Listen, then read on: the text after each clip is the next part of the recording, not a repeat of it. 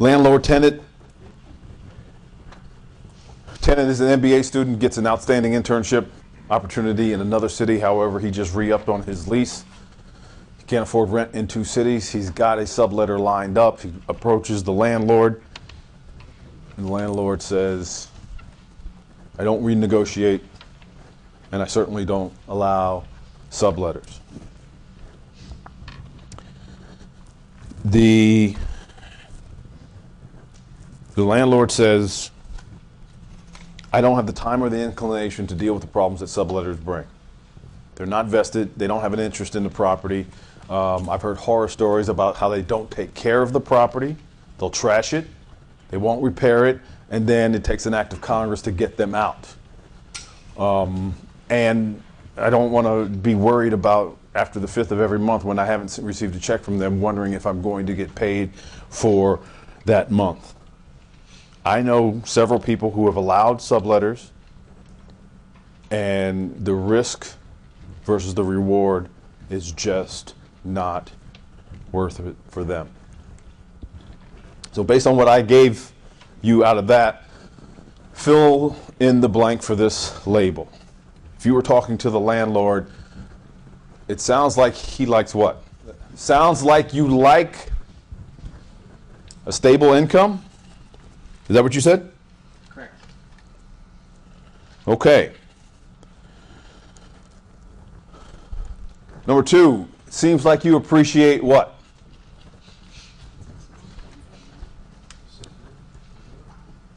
Put it all together.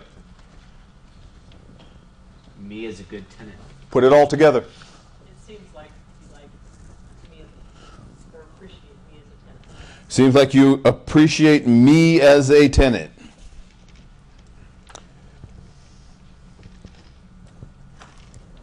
Sounds like you, or looks like you hate what? Extra work. Put it all together. Looks like you, it seems like you hate extra work.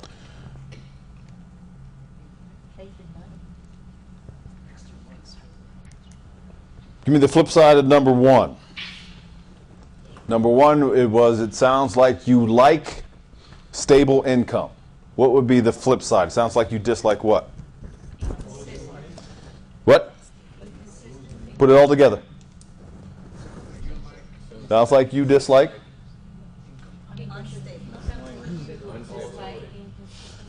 Sounds like you dislike inconsistent.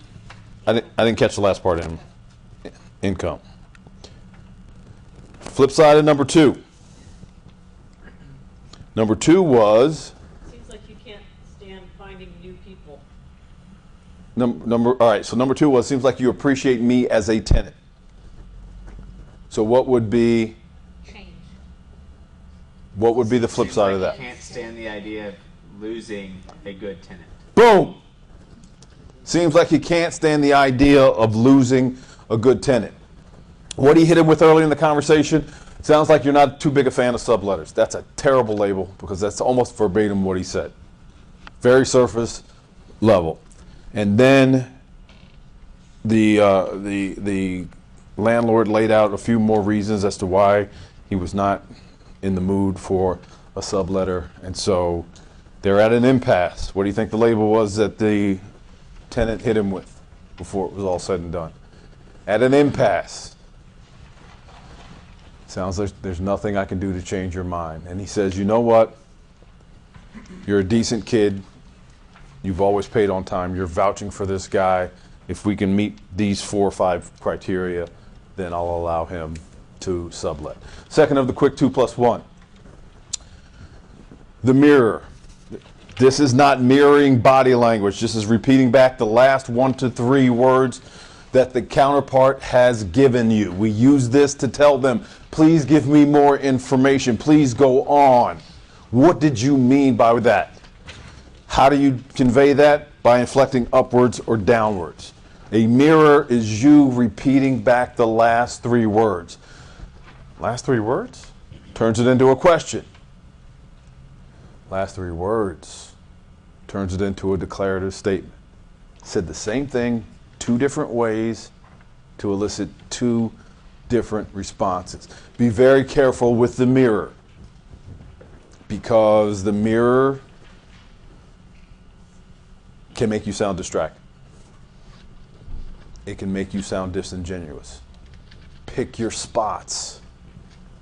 Think of the conversation between you and another person as a soup or a stew. And these skills are the seasoning. No one uses too much pepper. No one uses too much salt. If you hit me with 3 or 4 mirrors in the row, you and I are probably going to have a problem. Because I'm going to think either you're playing with me or you're not paying attention. You're distracted. And the only thing that you can do is figure out how to parrot back what I just said. So be very, very careful with how often you use it. And the +1 is shut the front door. Stop talking.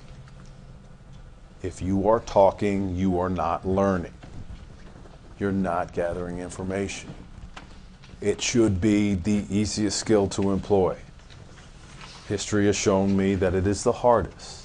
I don't know why it's so hard for people to shut up.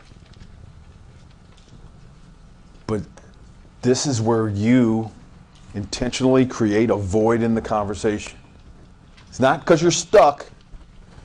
Ryan, Cody more than Ryan, a lot of silence when you and I were interacting. Was it deliberate? Yes. Okay. It felt deliberate to me because of the length of time that he went. I said, I'm just going to outlast it. I ain't going to let him beat me on this silence game. Right? Deliberately creating a void in the conversation to get the other side to fill the void. Silence makes people uncomfortable. It's been referred to all of our lives as awkward silence. That awkward silence makes you feel terrible. But we are creating a void in it intentionally to take advantage of that awkwardness, because I want them to jump back into the conversation. How do I know I'm doing it deliberately? I will actually count in my head. That's how I know it's deliberate. Before or after saying something important, let it sit. Before or after a label, let it sit.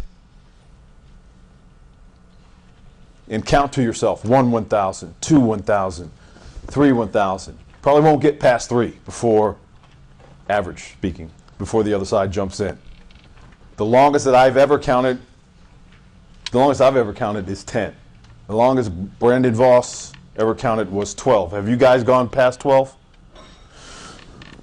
So let's just say, for the sake of this discussion, 12 is the longest that you're going to have to go before the other side jumps back into the conversation. Now, having said that, if you start to get around 9 or 10 and they haven't broken that silence, you got a problem. It's much worse than you thought. You're missing something significant. And that's why they haven't jumped into the conversation. So what do you think you're going to do with that? Boom. He said label it. How are you going to label it? Feels like I'm missing something. Feels like I'm missing something. It's not rocket science. That's what they're telling you. It seems like I'm failing to be sensitive to something that's really important to you. I'm sorry. And just let that sit. That usually is enough to push them along to give you exactly what it is that you're missing. It seems like I'm failing to be sensitive to something that's really important to you. All right, here's what we're going to do now. What time is it? How much time do I have left? 3:19. All right, here's what we're going to do now. I'm going to break you up into groups of 3 at your table. Some of you will have to move to a table adjacent to you if you don't have the right number. But I'm going to break you up into groups of 3. In these groups, there will be 1 negotiator, 1 talker, 1 coach. Right now, before I go any further, I want you to keep in mind, come up with, conjure, produce 2 things that you're passionate about. Don't tell me your family. I don't want to hear husband, wife, significant other, brother, sister, son, and I don't want to hear your job. 2 things that you're passionate about: an activity, a hobby. It could be It could be training puppies. It could be making kites. It could be building churches in third world countries. It could be travel. It could be scuba diving. It could be astronomy. Something that if you could get a paycheck for it, you would leave whatever your full-time employment is right now. That's how much you love it.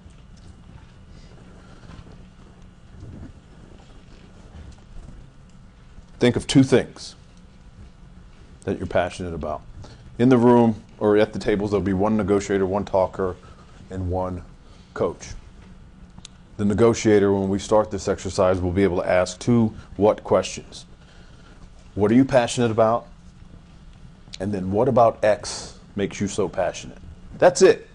From that point on, labels, mirrors, dynamic silence only to uncover as much information about the passion as you possibly can. The coach is in the room or at the table. I usually do these in breakout rooms.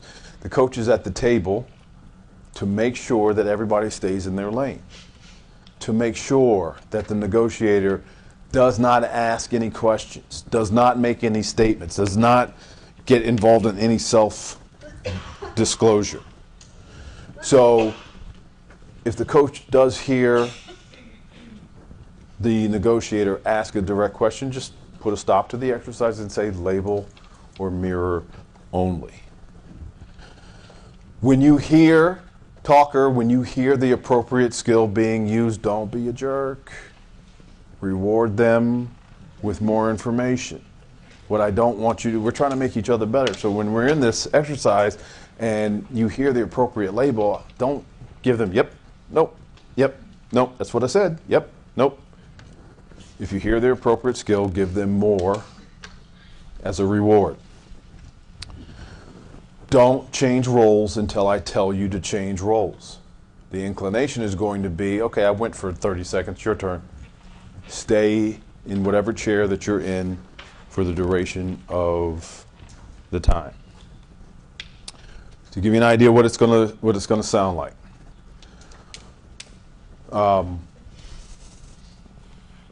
We'll start here with Tim. He's going to ask me what I'm passionate about. I'm going to tell him what I'm passionate about, and then from that point on, Tim is going to label and mirror me to get more information about me and my passion.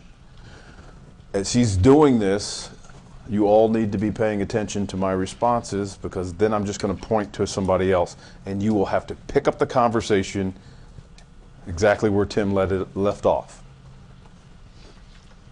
Got it? So that means you guys have to stay engaged in this. It's not just Tim up here and you're just being wowed with his talent. You got to pay attention to the story so that you can pick up the conversation right where he leaves off. When you're ready. Derek, what are you passionate about? I'm passionate about coaching basketball. About coaching basketball? About coaching basketball. What is it about coaching basketball that you love so much? Okay, so hold on. I appreciate the enthusiasm. All right, so he's here now. I'm going to answer this, and then after I answer this, labels and mirrors only. You ready? Sure. All right. So what about coaching basketball makes me so passionate?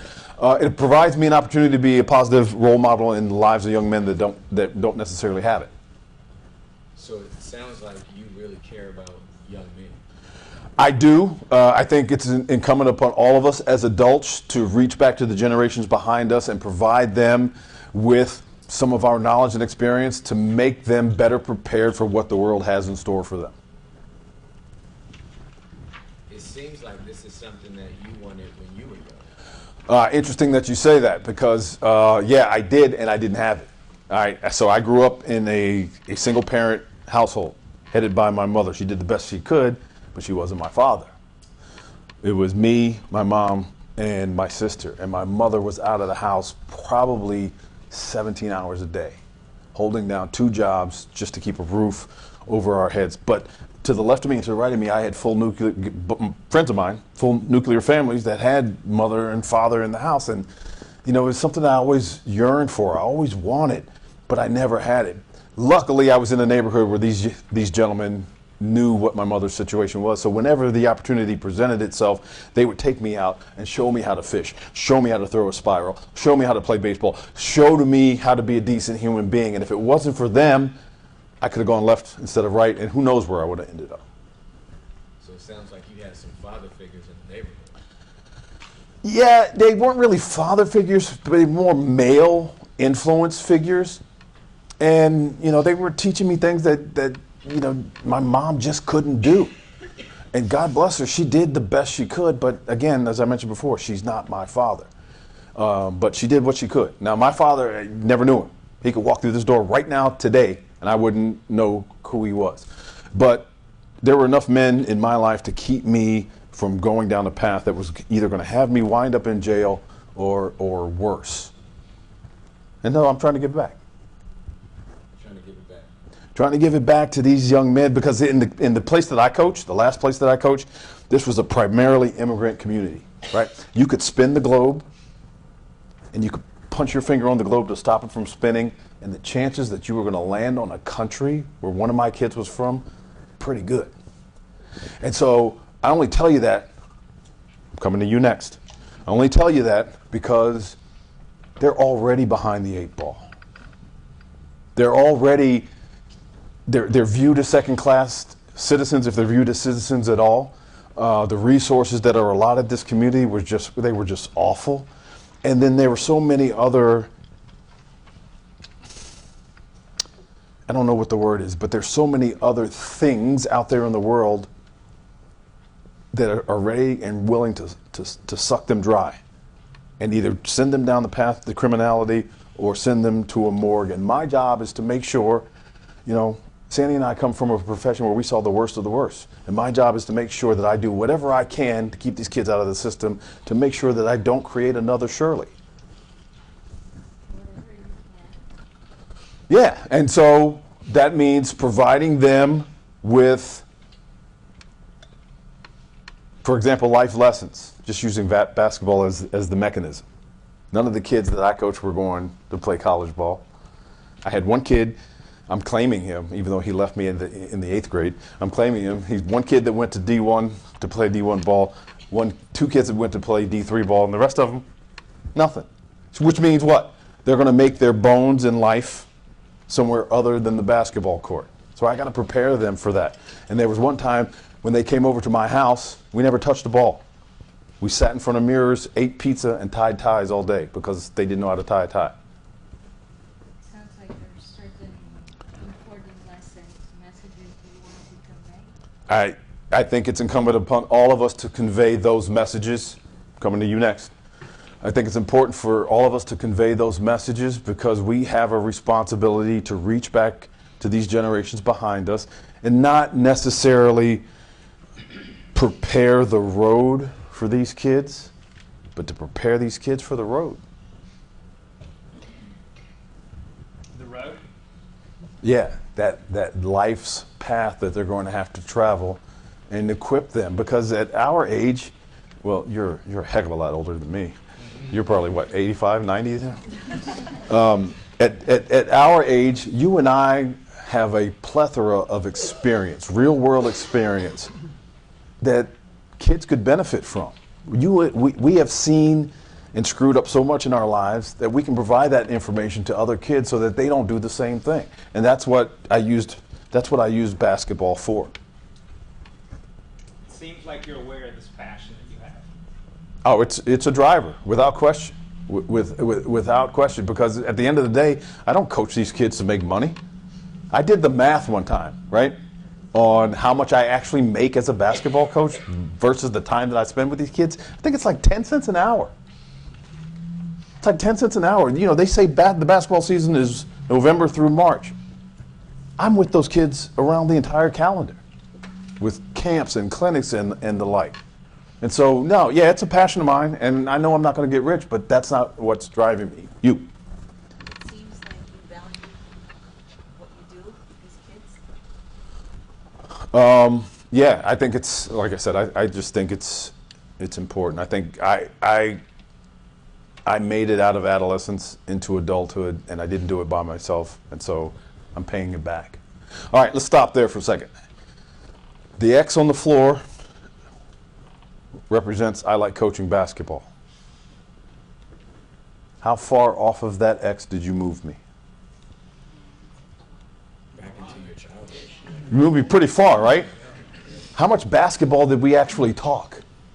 When I first said, when he asked what my passion was, and I said I like coaching basketball, half of you were like, oh, another jockhead.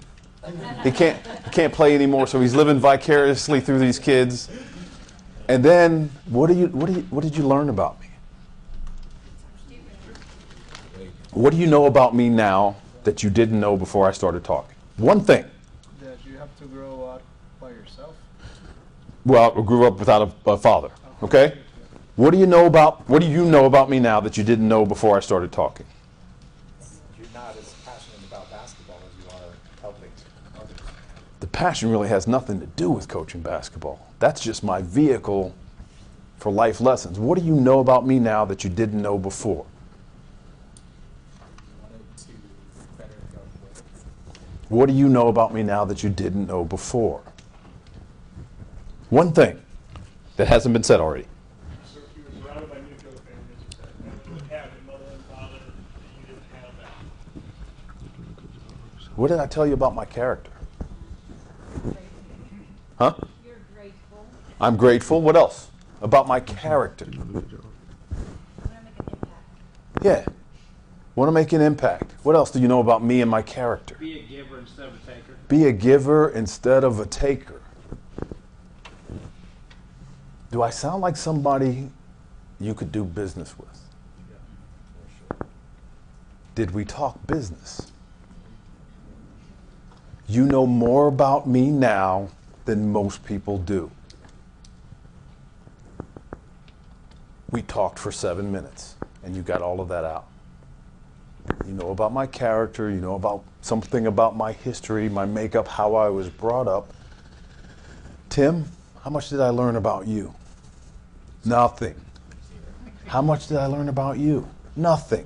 How much did I learn about you? Nothing. How much did I learn about you? Nothing. There was no common ground. I put you guys in a box, but there was none of this. Tim was not going, I like playing basketball too. I like coaching basketball. I coached my girls' softball team. There was none of that. Nothing about you. And you got it all out in 7 minutes. For those of you who golf, how many rounds of golf would that have taken you to get that kind of information? How many steak dinners would you have to have entertained me with to get that kind of information? Just using labels and mirrors. And if I took the handcuffs off you and just let you roll with the conversation, how much more information would you have gathered? That's how powerful this stuff is. That's what it's supposed to sound like at your table. So what I want you to do is get into your groups of 3 right now, assign who's going to do what role. You should have your passions already in mind. And then I want you guys just to ask those 2 questions. What are you passionate about? What about X makes you so passionate? And then label and mirror.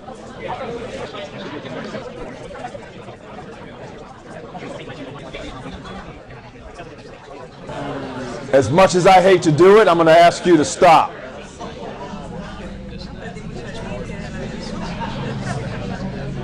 All right. So, if you guys can hear me, clap 1 time. If you can hear me, clap twice. If you can hear me, clap 3 times.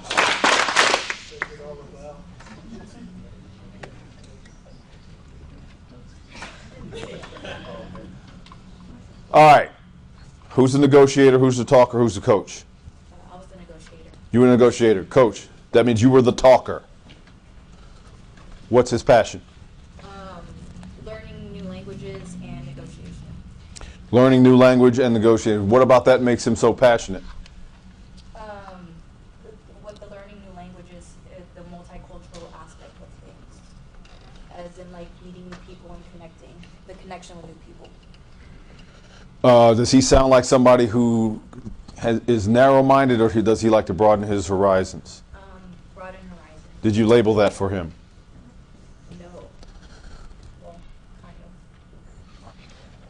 what you know, you I- either I- did or you didn't. Well, I didn't quite use the words broaden horizons, but I did say that, you know, he likes to be adventurous and explore. and Okay, be all right, multicultural, yeah. all right. I'm with that. And intellectually, smart guy, dumb guy. Smart guy. Does somebody? How many languages does he speak? He speaks Russian, Chinese, Portuguese. 17. I speak English, hablo español, yo parlo italiano, yo parlo portugués, je parle français, ich spreche Deutsch, 8 Hanyu, Lot. All right. So does learning that number of languages take a lot of work or a little work? Well, I labeled him as being a dedicated person because he knows all of these languages. Yeah, it's more than dedication, though, isn't it? Right. It's uber intelligence. I barely speak one.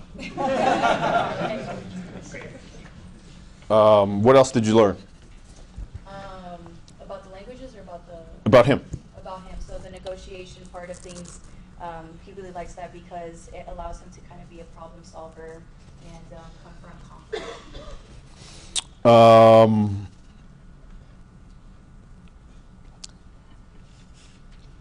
Does it sound to you like he's done? With negotiating? Broadening his horizons, exploring, getting better. No, because that was one of his explanations that he likes to learn and become better every day. And so he's not somebody that's going to rest on his laurels. No.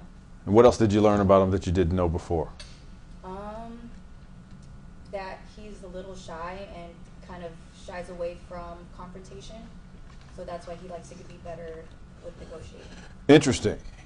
All right, so he shies away from confrontation, but you mentioned earlier that he likes, you said something else earlier about him in confrontation. Well, that he's learning how to negotiate so he can confront conflict better. Gotcha. And so his journey is still him learning, trying to get better, and it sounds like he's spending most of his spare time either learning a new language or learning how to negotiate better. Exactly. Doesn't sound like there's a lot of other extracurricular or activity or athletic pursuits that he might be engaged in. He's always in a book or on Babbel. That's kind of what I took away from it, I guess. Did you label it? No. Okay. You hear what she said there? She said that's kind of what I took away from it, meaning he sent her the signals. She did nothing with it.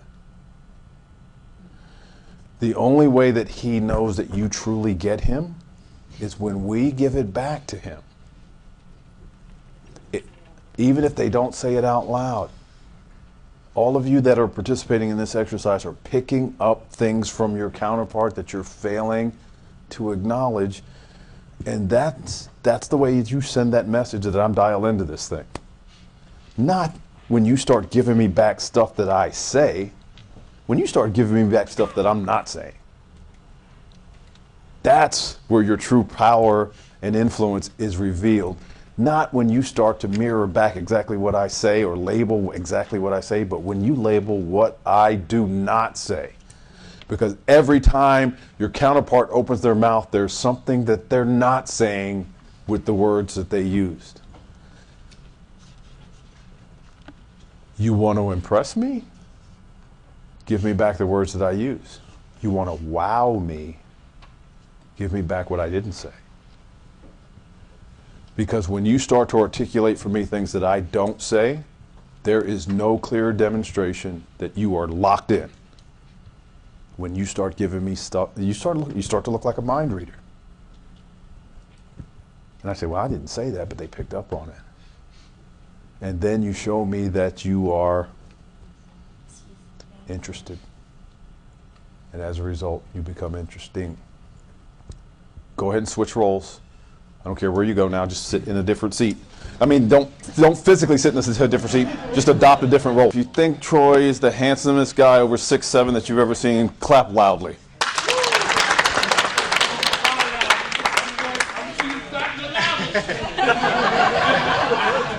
All right, listen, here's an observation from me. Some of you guys are struggling. And you're struggling because you're trying to think of what to say next. Stop it. You can't think of what you're going to say next because what you're going to say next is predicated on what they say. So you can't think of what to say next until you hear it come out of their mouths. You're at bat. For those of you who know or follow baseball, in these conversations, you're at bat the whole time. You're waiting on the pitch. You don't know what pitch is coming, so you don't know how you're going to make your cut or your swing. Wait and see the pitch first. Take this burden off of you of, oh, I've got to think of what to say next. Well, you don't know what you're going to say next. Sit back, let the conversation come to you. When you hear something appropriate, hang a label on it. Let's see if you got it right. If you got it wrong, they'll correct you. If you got it right, this is the only area in life, if you will, where accuracy doesn't mean as much as the attempt. The attempt is what we're looking for, not accuracy. Because if you get it wrong, what happens? They correct you. So you're always on solid ground because you're not making anything up out of whole cloth. You're taking what they give you, you repackage it, you give it back to them. And so stop worrying about what to say next. If you just let go and just listen on a deeper level, your other side is going to tell you exactly what's going on with them, what's driving them.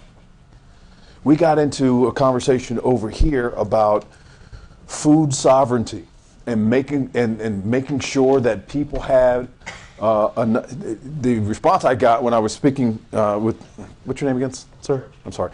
When I was speaking to George was, he said that Creed was talking about making sure that his family ate healthy and made sure that the foods that he was putting in his family's body, his body, were going to lead to a longer life, some longevity.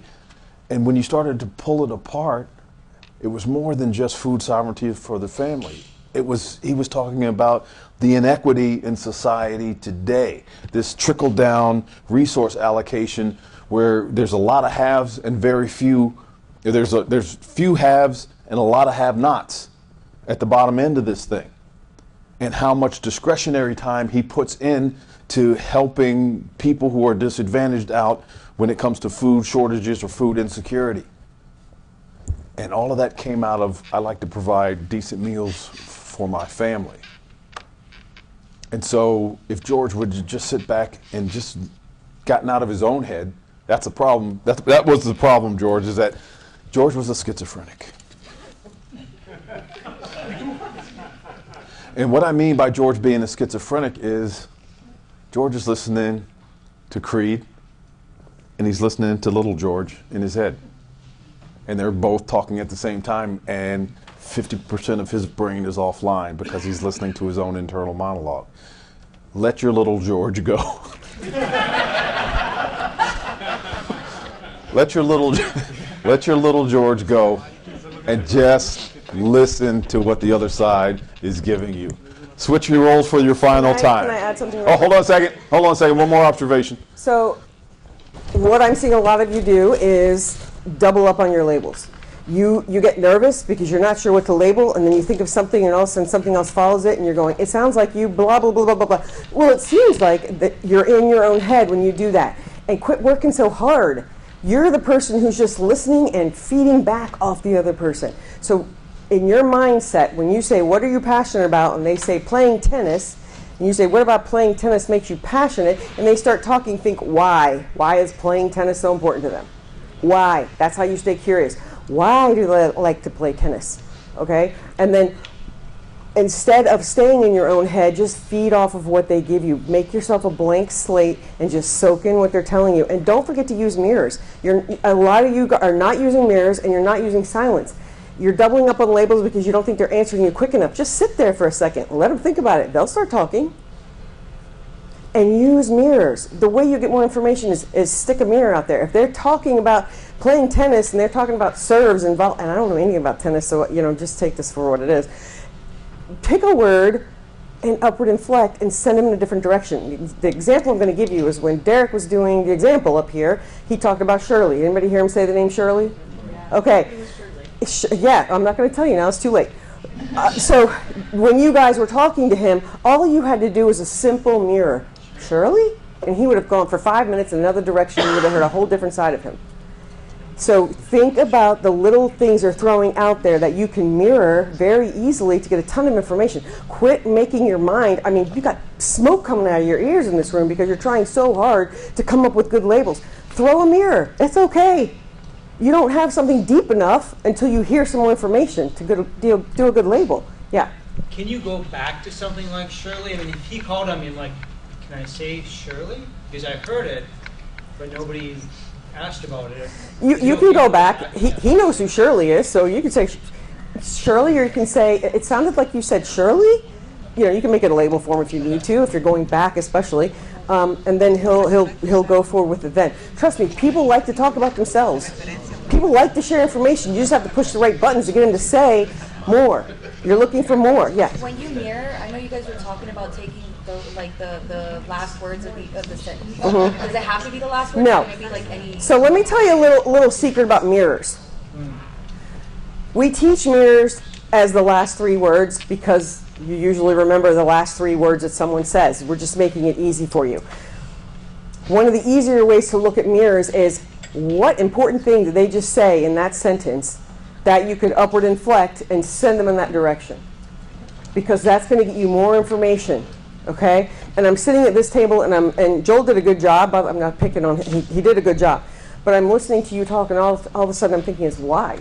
Why do you listen to so many podcasts? Why are you now listening to YouTube? And all the thing that came was you have a very large thirst for knowledge. That would have been my label. And then when you talk about podcasts and switch to YouTube, I would have said, YouTube? Like, why'd you go there? Without saying that and let you talk about that. It's innocuous, okay? You really don't have to work that hard. You just have to feed off what the other side gives you and throw a mirror out there. What'd you say? Innocuous? Yeah. It is. All right, I'm going to stop now. Because I could go forever. Clap 3 times if you can hear me. All right. It's getting better. It's getting better. We're still not quite there yet. I'm hearing the talkers give a boatload of information and quote clues about where you should go in these conversations, and some of you are ignoring the clues. They're spilling out and giving you a treasure trove of information. You're hearing the same things that I'm hearing, and yet you won't step off the diving board into the deep end. Deep conversation over here in the corner. I'm sorry, what's your name again, sir? Victor? Victor was dropping nuggets into the conversation, and my negotiator was? Nick. And Nick heard those nuggets and ignored the nuggets. Maybe not intentionally, but he ignored the nuggets. And Victor was trying to convey to him what motivated him to pursue emotional intelligence as vociferously as he does. And it had a lot to do with some of the things that cropped up in his background as he was a young man getting older. And people want you to be able to listen to what they're saying and figure out what they're not saying. And so once I told him, or the talker, here's what I'm hearing, you should have seen the look on Victor's face. When I told him these are the things that I'm hearing. And after I gave Victor that information, Victor all of a sudden, did you notice what you did? You started to reminisce. You took a walk down memory lane and you started to share with me some deeper things that were going on with you as a younger kid. And that was one or two labels that I threw in to unlock what he was really trying to say. It doesn't take a lot. And here's the other thing is that Nick heard the same thing that I heard. He just was tentative about going down that road. Folks, if you don't demonstrate that you understand them on the deepest level, you're not going to move the conversation. It's as simple or as complex as that. What did I have you guys do? How many passions did I tell you to think about? So you should have one in abeyance, yes? Hey, Derek. What? Would you be opposed to me adding something real No, quick? I would not. Okay. One of the things that I also noticed is that once you became the coach, you started thinking more clearly. Just like we've been telling you. That pressure wasn't on you anymore, so you started thinking more clearly. You're hearing the things that the negotiator's not hearing. And I asked, I said, so what are you hearing? She started telling me. Because the pressure wasn't on her any longer. We're finding that out even in these three-person scenarios. All right.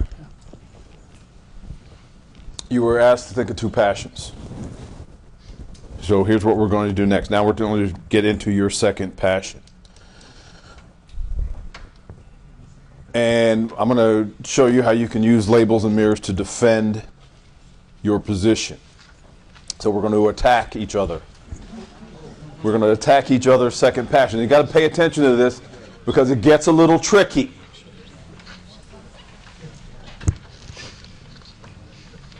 The role is slightly changed. The negotiator is going to reveal the second passion. The negotiator, not the talker, the negotiator is going to reveal their second passion.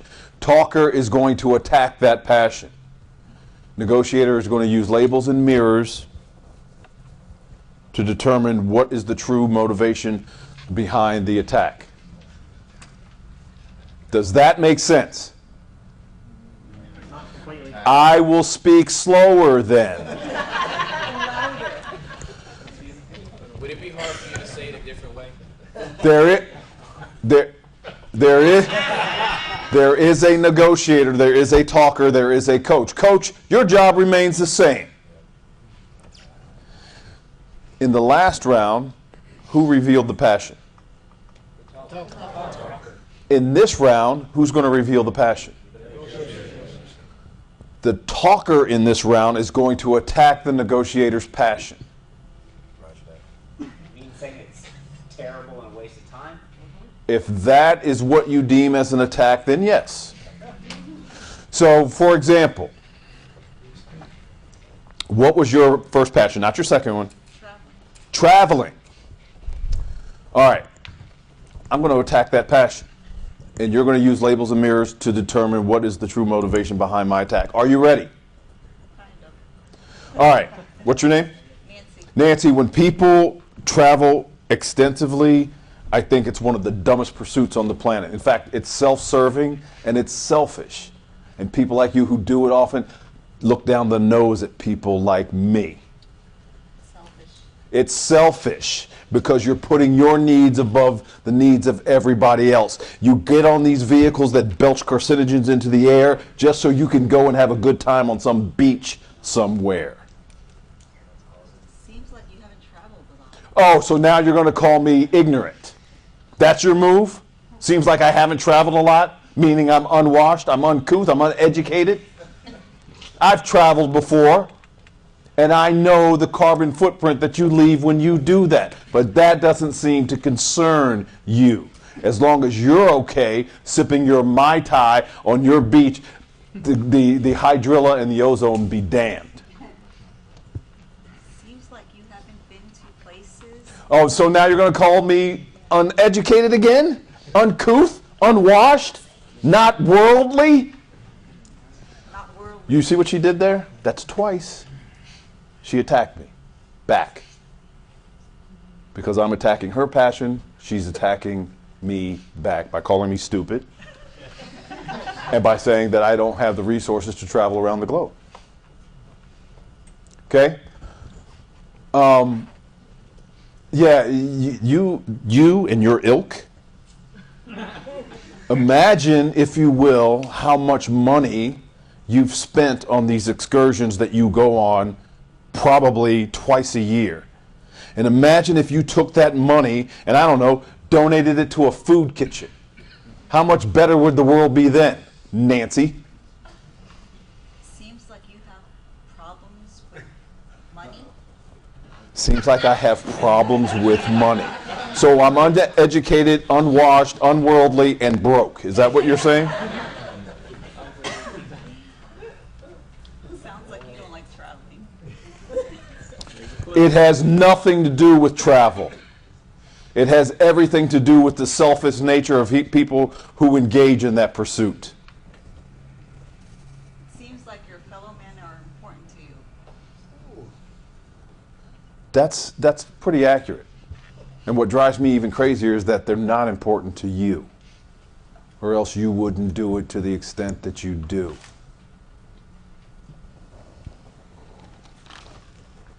It seems like you're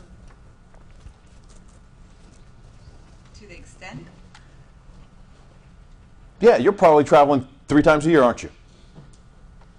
You're probably traveling 3 times a year. You're probably getting on a plane, going to different countries at least 3 times a year.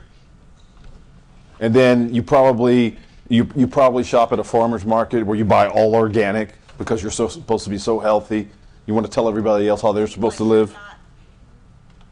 Not conscious about the environment. Me? No, it's you that's not conscious about the environment. What are you talking about?